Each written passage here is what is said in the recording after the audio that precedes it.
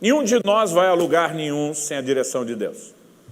Muitas vezes nós pensamos apenas em parte daquilo que Deus tem nos falado, ou apenas em parte da necessidade de ter a direção de Deus. E eu gostaria que você entendesse que, quando falamos da vida cristã, e não estamos falando apenas de ser salvo, sem diminuir a salvação, mas que toda pessoa salva tem um propósito para cumprir. O apóstolo Paulo, ele diz: eu prossigo para alcançar aquilo para o qual eu fui alcançado. Ele está dizendo: o propósito não era apenas eu ser alcançado. Eu fui alcançado para também alcançar alguma coisa. E nós podemos falar de muitas coisas aqui que estão dentro desse pacote do que devemos alcançar. Mas tão logo Paulo se converte, ele recebe uma visita de Ananias, que vem com uma palavra da parte do Senhor. E o Senhor diz para ele: este é para mim um instrumento escolhido para levar o meu nome perante reis, diante das nações, dos gentios. Você já parou para se questionar por que Deus o alcançou? Certamente Ele queria tirar você da condenação do inferno e levá-lo para o céu. Certamente Ele queria que, mais do que isso, você desfrutasse de comunhão, de bênçãos, crescesse nele. Mas você já parou para pensar que para cada um de nós Deus tem um propósito? A Bíblia diz que coletivamente nós somos corpo de Cristo, mas individualmente somos seus membros. E os membros são diferentes, com funções diferentes. Mas o que nós temos que pensar é que todos temos uma função a ser executada. Muitas vezes a gente fica imaginando: eu não tenho um chamado. Todo mundo tem um chamado. Talvez você só não entendeu o seu. Talvez você não tenha um chamado para ser um ministro de tempo integral. Talvez você não tenha um chamado para ser um nível de governo, Talvez para ministrar publicamente a palavra de Deus. Mas todos precisamos entender que há um senso de propósito que deve nos orientar, porque Deus trabalha assim com cada um de nós. A menos que você ache que você é uma verruga no corpo de Cristo, Então não é um membro, está lá, não dá nem para dizer que é para enfeite, Ou um apêndice que, se for tirado, não faz falta. Então, se nós passamos a pensar na perspectiva de que todos temos um propósito a cumprir, a pergunta é: como entender o propósito? Nenhum de nós vive sem a orientação da palavra de Deus. Ela é a base de tudo. Lâmpada para os meus pés é a tua palavra, luz para o meu caminho. Nenhum de nós vai viver a vida cristã sem orientação bíblica. Ela é o fundamento de tudo, de toda a nossa fé. É o meio pelo qual provamos toda e qualquer revelação. Mas convenhamos, ela é o direcionamento genérico. Então lá você vai encontrar as instruções que Deus deu para todo mundo. É aquilo que serve para todo mundo. Deus deseja que todos se salvem. É o pacote para todo mundo. Agora, a pergunta é: o que é que Ele tem para você? E isso você não vai encontrar necessariamente nas páginas das Escrituras. É aí que nós precisamos entender o papel do Espírito Santo. Romanos 8,14 diz que os que são guiados pelo Espírito de Deus são filhos de Deus. Então nós precisamos entender que a liderança do Espírito Santo ela é essencial, não apenas para entendermos, vivemos e praticar a palavra, mas para nos levar a compreender aquilo que nós não teremos acesso na palavra. Nós precisamos desenvolver relacionamento com o Espírito Santo. Mas muitas vezes nós achamos que a liderança do Espírito Santo são para situações eventuais, são para questões ligadas a ministrar. Não, o Senhor me dirigiu a dar uma palavra para alguém, o Senhor me dirigiu a isso ou aquilo. Essa liderança precisa ser muito mais abrangente. Nós precisamos entender para onde nossa vida vai, aonde Deus quer que a gente chegue. Então quando Paulo diz: eu prossigo para o alvo, há um alvo geral da salvação, sim. O apóstolo Pedro escreve e diz: a fim de que alcançamos o fim, o objetivo final da nossa fé, a salvação das nossas almas. Mas não é só isso. Nós precisamos entender que Deus tem um plano e um propósito para cada um de nós. Mas precisamos entender que isso não vem com uma revelação plena, num pacote completo, logo de cara, no início da sua conversão. A Bíblia diz que a vereda do justo é como a luz da aurora. Vai brilhando mais e mais progressivo, até ser dia perfeito. E a compreensão do plano e do propósito de Deus para nós é o que nós temos que estar buscando o tempo todo, porque sempre há novos desdobramentos, sempre há novas estações, como foi dito. Sempre estaremos diante da possibilidade de passar de fase. E não só precisamos entender o novo, como precisamos certificar de que já entendemos o que nos foi dito anteriormente. Aos 18 anos de idade, aos 15 anos de idade, fui cheio do Espírito Santo. E ali Deus me pegou de tal forma, eu queria tanto viver para Deus e o ministério, que eu me impus uma regra que não existia dentro de casa. Eu falei para mim mesmo aos 15 anos de idade, até aos 18 anos, tu está proibido de namorar. Porque eu ouvi alguém dizer o seguinte, que o casamento deveria ser não só uma união de pessoas, mas de propósito. Como é que se eu não entendi nem o propósito de Deus para a minha vida, eu já estou definindo com quem que eu vou caminhar o resto da vida? Então naquele momento eu falei, não faz sentido. Então na época 3 anos para um adolescente parecia uma eternidade. E eu me impus naquele tempo, falei, eu preciso entender o propósito.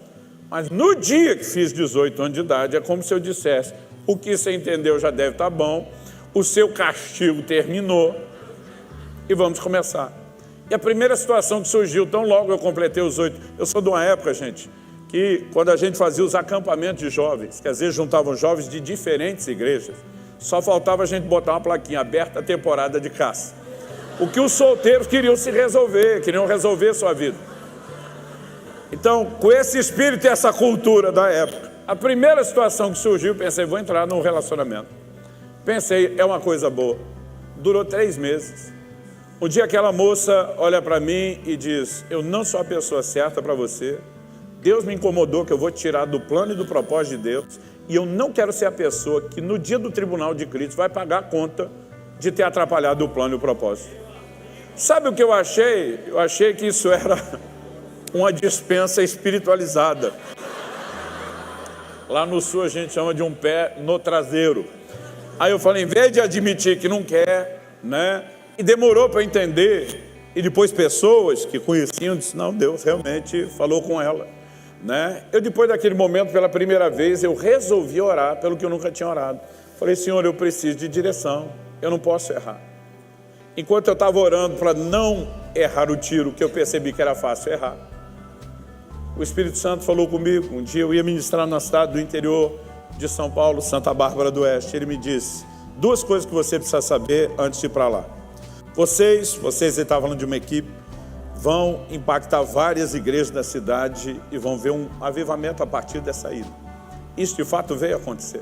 Mas a segunda coisa que Deus me disse, Ele disse assim, a mulher que vai te acompanhar durante todos os dias do seu ministério, ela está te esperando nessa cidade. Uma direção importante, mais genérica, porque tinha milhares de garotas na cidade. A primeira pessoa, quando eu cheguei, que chamou minha atenção foi quem? Kelly, que é hoje minha esposa. Mas eu fui fazer uma pergunta para ela. Então logo a conversa rolou, eu falei, quantos anos você tem? Ela me parecia muito novinha. Eu com 18 anos já me sentindo adulto, debaixo de uma pressão, porque todo mundo dizia que não, o ministro não pode ser solteiro. Eu queria resolver isso até para servir a Deus. Perguntei, ela me olha e diz assim, 15. Ela podia ter dito daqui uns meses é 16, teria facilitado na minha cabeça. Mas eu pensei, muito nova. E eu tomei a decisão sem perguntar nada para Deus. Eu é que não vou ficar esperando 3 anos. Então, naquele momento, eu descartei a possibilidade sem sequer orar. Porque na minha cabeça, eu achei que eu sabia tudo que eu precisava saber. Eu já tomei algumas decisões, Deus que vai me abençoando de acordo com elas. E, porque eu achava que ela não tinha idade, resolvi investir numa outra possibilidade de relacionamento, de uma pessoa que até mais idade, não só do que ela, até do que eu. Falei, essa está pronta para casar. A diferença é que o pai dela, que não era cristão, olhou para mim quando eu fui pedir a benção.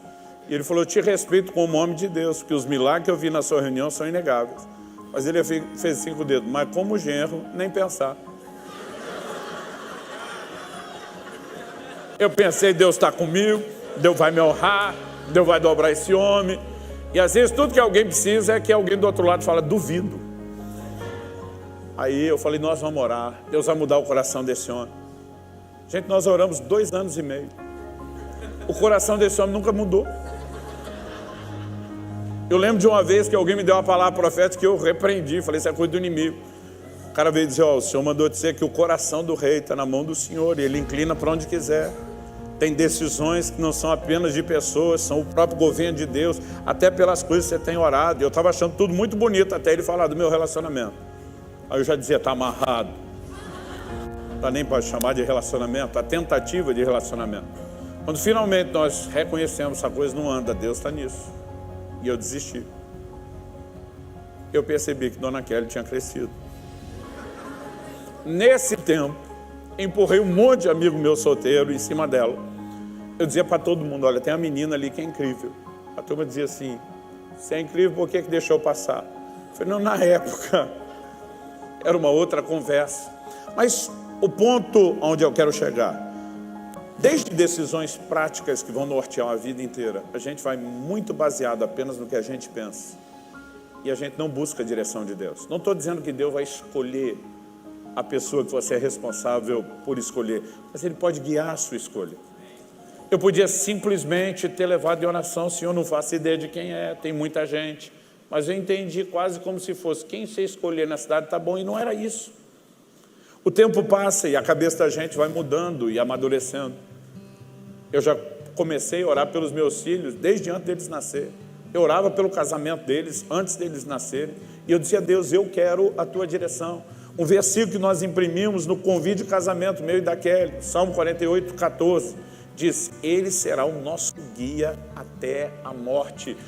Ao que nós decidimos abraçar, nós queremos um Deus que lidere a nossa família, que lidere nossas decisões, e nós podemos viver a liderança do Espírito Santo. E eu vi ao longo do tempo essas coisas acontecerem. Então, quando meu filho Israel tinha 11 para 12 anos de idade, e nenhum deles lá em casa podia namorar antes dos 18. Outro dia alguém falou, pastor, onde é que está na Bíblia isso? Eu falei, está na Bíblia que tem que obedecer o pai, não o que o pai manda. Aliás, o cara que veio me questionar isso como se eu fosse herege, eu falei para ele, onde é que está na Bíblia que os filhos têm que chegar em casa até as 11? Porque você manda isso para os seus. Eu falei, é uma decisão da nossa casa. Jonadab ordenou que os recabitas fizessem coisas que todo mundo podia fazer. E quando eles provavelmente devem ter falado para o papai, mas todo mundo faz, ele deve ter respondido, mas vocês não são todo mundo. E Deus disse, eu vou honrar esses filhos, porque eles decidiram honrar o seu pai. Então eu estabeleci uma regra, falei, nenhum de vocês, papai e mamãe, não fizeram isso antes dos 18, nenhum de vocês vai fazer. Vamos entender o plano de Deus. Mas quando Israel estava com perto de 12 anos, ele encontra pela primeira vez Priscila, que é minha nora. Na primeira conversa dos dois, eu olhei, agarrei o braço da Kelly, minha esposa, falei, esses dois vão casar. Ela falou, o quê? Eu falei, eu não sei te explicar. Eu não tive uma visão, não ouvi uma voz. Mas eu sei, eu posso registrar isso em cartório, falei para ela. Eles vão casar. Falei, aliás, eu acho que eu vou registrar em cartório. Porque levantar a plaquinha no final eu já sabia, é fácil. Já viu o torcedor que vai lá, o time ganha? Eu já sabia, mas se não ganha, sai com a plaquinha enrolada. Eu falei, a gente tem que provar esse negócio antes. Eu lembro que ele falou, eu sou sua testemunha. Né? Nunca falei nada para o meu filho, porque a escolha tinha que ser dele. Eu não queria influenciá-lo em absolutamente nada. Ficamos quietos, orando. 7 anos depois, meu filho estava se casando com a Priscila, e nós de fato vimos que Deus estava dirigindo aquilo. Só que depois dessa eu falei para Deus, eu não te pedi, o Senhor mostrou porque quis, mas abriu um precedente, criou uma jurisprudência. Agora eu quero saber quem é meu genro. Porque os pais, estou falando dos homens aqui, sabem que é bem mais difícil entregar a menina do que o menino. Por uma razão muito simples. Eu posso passar a vida inteira preparando minha filha para cumprir o propósito de Deus. No dia em que ela casa, eu estou entregando a autoridade que Deus me deu sobre a vida dela para outro. E ele assume. Está lá em Números 30. Se a moça, enquanto solteira, fizer um juramento, precisava do consentimento do pai, senão Deus dizia não vale, porque estava debaixo da autoridade do pai. Mas quando casava, Deus dizia, agora é o marido que tem que consentir. Não importa se o pai consentiu antes, porque a autoridade transfere. E eu falei para Deus, eu não quero escolher, a escolha é dela. Eu só preciso que o Senhor me mostre antes. E me ajude a estar de bem com isso. Dia 3 de fevereiro do ano passado, estava no 30º dia de um desses jejuns prolongados. O objetivo principal do meu jejum, do meu tempo de oração, o casamento da minha filha. Eu dizia, Deus, eu fiz tudo o que eu podia para treinar, discipular, preparar essa menina. Ela está pronta para te servir. Mas sem essa próxima definição, nada vai rolar. E eu estava orando muito por isso. Dirige. E Deus tinha falado há pouco tempo antes comigo, não abra mão de confiar naquilo que você orou, pediu uma vida inteira. Eu estava esperando a direção de Deus. E um dia eu estava ministrando na igreja de um amigo, e eu lembro que, porque a formação dele, antes de ser pastor, era em educação física, ele foi um personal. Antes de ir, eu liguei para ele e falei: amigo, descobri uma coisa doida, que é treinar em jejum. É um negócio que aumenta a nossa energia. Ele falou: você está maluco? Eu falei: eu quero que você veja. E nem eu estou acreditando no que eu estou experimentando. Então a gente já tinha combinado, quando eu chegasse, ele me levaria para a academia. Eu falei: você tem que estar lá, eu quero que você veja, eu quero que você me treine, né? Eu quero que você veja de perto. Para resumir a história, o filho que estava fora, estudando teologia, se preparando para o ministério, estava de férias e foi conosco para a academia. E tem um momento que nós estamos ali, treinando um do lado do outro. E o Espírito Santo fala comigo: esse menino é seu genro, vai casar com a sua filha. Graças a Deus, no jejum, a alma desliga. Então não tinha euforia e não tinha ciúmes. Eu só pensei: uau. Falei: como é que eu conto isso para minha mulher? Falei: a Kelly vai surtar. Eles nem se conheciam, gente. Nunca tinham se visto, nunca tinham se falado. Mas eu sabia que aquela coisa ia acontecer e ia andar depressa. Então eu chamei minha esposa e falei: lembra aquele negócio do Israel, da Priscila? Ela falou: aham. Falei: tive outra. Ela falou: é com quem? Falei: com quem que você acha? Com quem está sobrando. Nós só temos 2 filhos. Ela olhou para mim e falou: vai apresentar o menino para sua filha? Eu falei: de jeito nenhum. Ela: como não? Eu falei: já falei para Deus que além de não ajudar, se possível, atrapalha. Ele que faça o que tem que fazer. Só quero que você saiba, nós vamos orar. Chamei Israel, meu filho, falei: olha, é sua irmã. E eu quero que você saiba, eu quero ter testemunhas. E chamei um casal de pastores. Nós começamos a igreja lá em Curitiba, na casa deles, são muito próximos. Eu falei: olha, eu não quero abrir muito, porque eu não posso permitir que isso acabe vazando. Mas eu preciso de testemunhas de que Deus falou comigo. E quero me sujeitar. Se porventura eu estiver errando no que eu estou acreditando, eu quero que tenha gente para poder dizer: você estava errado. Eu lembro que o Marciano, esse meu pastor discípulo, ele olhou para mim e falou: se o senhor estiver errado, é a primeira vez que nós vamos ver isso. Eu falei: eu estou sujeito, né? Mas as coisas foram acontecendo. Um mês depois, os 2 se conheceram. Minha filha olhou, não tinha nem conversado, falou para mim: eu vou casar com esse menino. Eu falei: você está louca? Dentro de mim. Resumindo, nós começamos a entender. E Deus falou comigo: depois do casamento da sua filha, torne pública essa história. A sua, do seu filho, a dela. Encoraje a fé dos pais. Eu quero falar a você, pai, que tem orado pelos seus filhos. Muitas vezes nós não tínhamos o entendimento para ter um pacote de direcionamento correto. E me vejo olhando lá atrás, quando garoto, totalmente perdido em relação à escolha, ao entendimento do plano e do propósito. Com os meus filhos nós podemos melhorar. Com os meus netos, com certeza. Com meus netos, com certeza, a coisa vai estar mais ajustada ainda. Porque há coisas ao longo do caminho que nós precisamos entender. Às vezes nós pegamos um direcionamento genérico e tratamos como se já tivéssemos tudo. Quando muitas vezes não temos.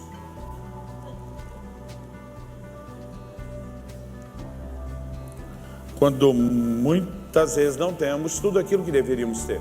Então o que eu quero te encorajar? Quando falamos da proposta de vida cristã, o que é que Deus tem para você?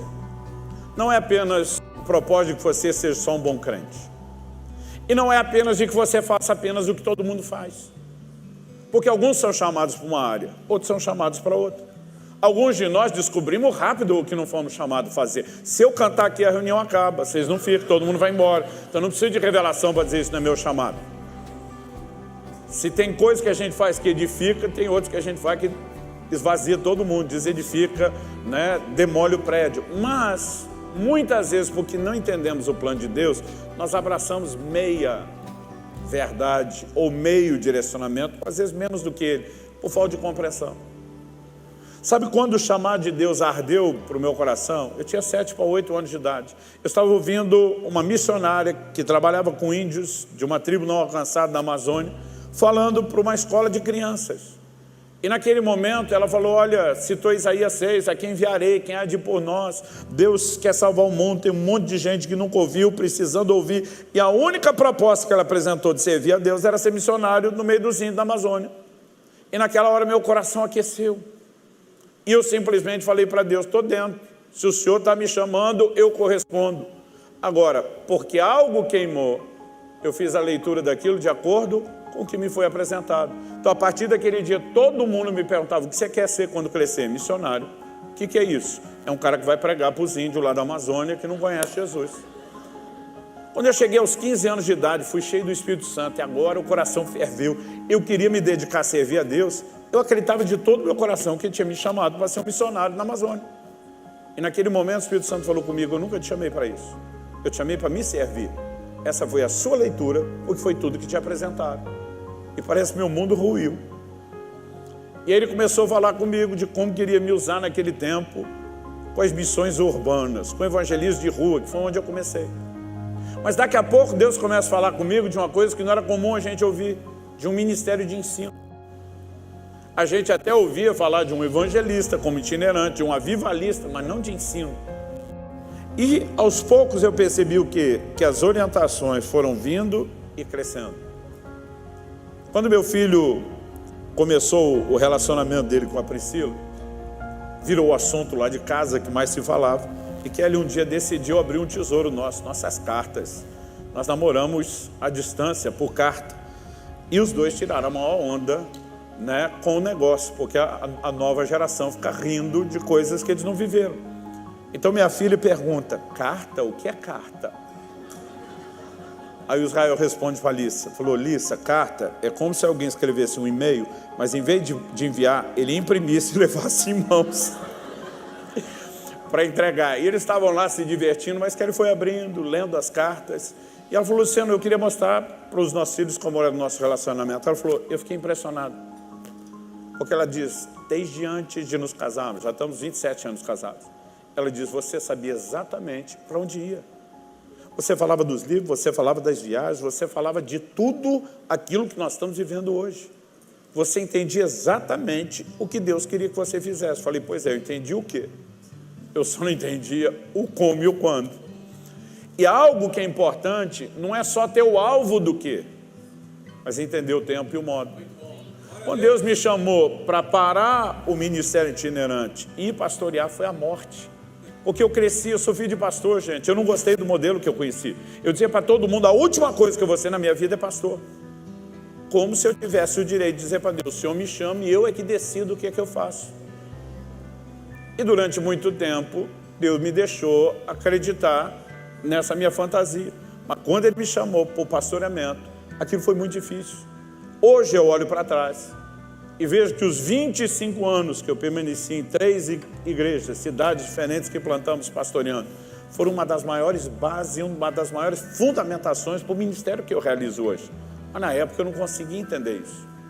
Aonde eu quero chegar? Em primeiro lugar, nós precisamos ter certeza que a gente não sabe só o que Ele está nos chamando a fazer. E nós precisamos prestar atenção em detalhes que muitas vezes ignoramos. Deus diz para Abraão, sai da tua terra, da tua parentela, vai para um lugar que eu te mostrarei. A direção não vem completa. Em outras palavras, Ele está dizendo, enquanto você vai, eu vou mostrando. Você vai dando os passos, eu vou dando direção. Você vai dando os passos, vai dando direção. E nós vamos mesclando a sua obediência com um direcionamento progressivo, porque é assim que funciona. Mas às vezes no pacote nós já temos um direcionamento embutido que a gente ignora. Deus diz, sai da tua parentela, larga todo mundo. Abraão diz, eu até largo todo mundo. Mas Ló não. Porque meu sobrinho perdeu o pai. Eu sou agora referência paterna, eu não posso deixar. E ele leva Ló junto. Se você ler o texto lá de Gênesis, Deus nunca mais deu direcionamento nenhum para Abraão, até que ele se separasse de Ló. Porque o ponto é, por que Ele vai te mostrar algo novo quando você ainda não fez o velho? Senhor, me mostra o estágio 2, Ele diz, não obedeceu nenhum, por que é que eu vou te dar o 2? E alguns de nós estamos estacados na revelação de Deus, porque tem direcionamentos que foram dados e que nunca foram obedecidos. E honestamente, com muito amor, eu quero te dizer hoje, você precisa rever os direcionamentos que Deus já te trouxe e ver se você está andando neles. A gente tem uma capacidade de querer relativizar as coisas e as pessoas vão botar pressão. Um dia um cara falou para mim, eu não consigo entender você não ganhar dinheiro com os seus livros. Para mim você é um trouxa, um idiota. Eu falei, meu amigo, Deus me pediu para eu não ganhar. Aí vem outro e diz, mas será que não é só os em português, agora que você está traduzindo? Eu digo, ei, Livro é livro. Ele nunca pediu um idioma. O tempo todo você vai ter emoções suas, pressões dos outros para tentar ajustar. E nós precisamos aprender a não negociar o que Deus nos pediu. Ele tem razões que nós não entendemos, mas que Ele não precisa ficar explicando para a gente confiar. Ele é digno de confiança. E nós temos que andar nisso. E alguns de nós não passamos de fase porque ainda não obedecemos. Mas às vezes nós vamos e a gente tem mais ou menos um direcionamento. Chegando perto da Mísia, tentaram ir para Bitínia. O que é isso? Vamos ativar o plano B. Já que o plano A da Ásia não rolou, vamos ativar o plano B. O que o texto diz? Mas o Espírito de Jesus não permitiu. Soa a campainha, pá, plano B também está errado. Verso 8, tendo contornado a Mísia, deixa a Mísia de lado também, foram a Troade. Agora o texto diz, à noite, Paulo teve uma visão, na qual um homem da Macedônia estava em pé e rogava, dizendo, passa a Macedônia e ajude-nos. Olha o verso 10, assim que Paulo teve a visão, imediatamente procuramos partir para aquele destino, concluindo que Deus nos havia chamado para lhes anunciar o Evangelho. E antes de Paulo viver tudo o que viveria posteriormente na Ásia, o que me faz entender que ele não estava errado sobre a percepção. O Evangelho entraria primeiro na Europa, Macedônia, a Grécia, que eram territórios divididos. E se hoje o mundo ocidental do qual eu e você fazemos parte foi impactado pelo Evangelho, foi por causa dessa penetração na Europa. Eu e você precisamos de fato entender que às vezes nós sabemos um lugar para onde Deus quer nos levar. Mas não significa que você sabe o caminho. Não significa que você já sabe se vai dar uma volta antes de chegar lá ou não. Não significa que você tem entendido o tempo. Então, aos 18 anos de idade, meu coração queimava para fazer o que eu faço hoje. Aos 20 anos de idade, Deus me parou. Literalmente, Ele disse, eu te parei. E depois de 25 anos de ministério pastoral, Ele falou, agora estou te levando de volta àquele lugar onde eu te parei. Agora nós vamos retomar. Eu estava errado naquela convicção de para onde deveria ir? Não. Eu tinha alguma noção do tempo e o modo? Não. Porque naquela época eu não sabia nem que tinha esse tipo de coisa a ser considerado e a buscar. Eu pensava, se Ele mostrou é para correr para lá. E muitas vezes nós acabamos metendo os pés pelas mãos e criando confusão desnecessária. Gente, a Bíblia diz, Estevão, em Atos 7, pregando, fala sobre Moisés, diz, Moisés cuidava que os seus irmãos haveriam de entender que por meio dele, Deus daria livramento a Israel. Moisés entendeu o seu chamado ou não entendeu? Claro. Não foi ele que convenceu Deus a ser o cara do livramento. Ele começa a somar tudo.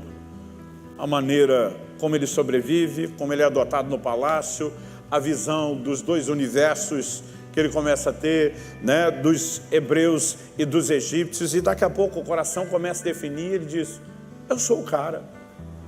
Deus me chamou para libertar esse povo. Mas ele vai lá e tenta fazer do seu jeito. Ele quer ser juiz, ele quer impor uma coisa que as pessoas ainda não reconhecem. Preste atenção, quando Deus promove, haverá reconhecimento. E muitas vezes nós queremos empurrar a goela abaixo dos outros um reconhecimento que Deus ainda não deu.